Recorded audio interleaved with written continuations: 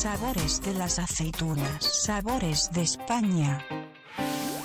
Un dîner chic et gourmand, un jeune chef inspiré, des olives d'Espagne sur leur 31 et des ingrédients de fête. Voilà le programme.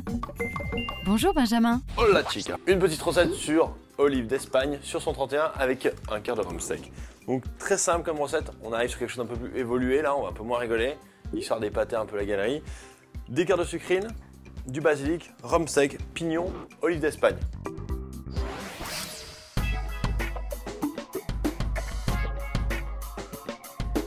Donc on va commencer par toaster un petit peu des pignons de pain. Donc vous mettez ça dans une poêle et vous laissez juste torréfier un petit peu. Dès qu'il commence à griller, c'est prêt. À côté de ça, vous commencez à préparer vos sucrines. On va puncher un petit peu en passant juste une gousse d'ail très rapidement dessus. À côté de ça, on dresse déjà avec un petit peu de vinaigre balsamique à peine dans les sucrines. Une fois que les pignons commencent un petit peu à caraméliser, on rajoute les graines d'anis pour qu'elles se torréfient légèrement.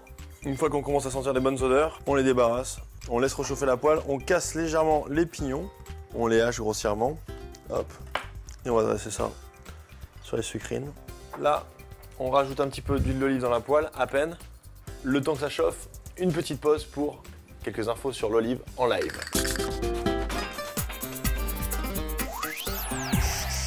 Ce n'est pas Benjamin qui nous contredira. Lui qui est un aficionado de l'olive, c'est l'un des rares aliments à combiner les 4 saveurs fondamentales, salé et sucré, acidulé et amer, ce qui lui permet de se marier avec de multiples ingrédients et de se prêter à quantité de préparation. Faites donc de l'olive la reine d'un apéro improvisé. Utilisez-la pour rebooster un plat ou pour des recettes chic et élaborées. Et peu importe qu'elle soit noire, verte ou violette, petite ou grande, entière ou dénoyautée, pratique et facile à déguster, chacun peut se régaler avec ses olives d'Espagne. On continue, avant de mettre notre rhum sec, on passe un peu pareil, une gousse d'ail dans le fond de la poêle, c'est juste pour vraiment avoir l'essence de l'ail, très légèrement, et on passe très vite notre rhum sec.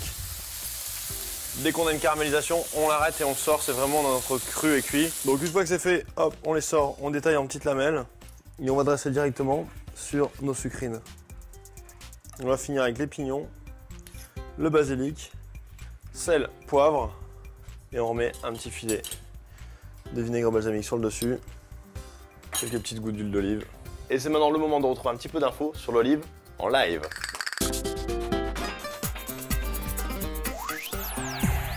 Olive en live et olive en light. Et oui, contrairement aux idées reçues, l'olive est peu calorique. Savez-vous qu'une poignée de 6 ou 7 olives contient seulement 37 calories, soit autant qu'une demi-pomme?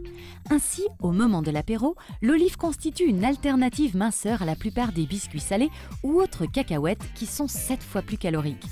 Et puis, c'est un puissant antioxydant très riche en polyphénol, la molécule de l'éternelle jeunesse.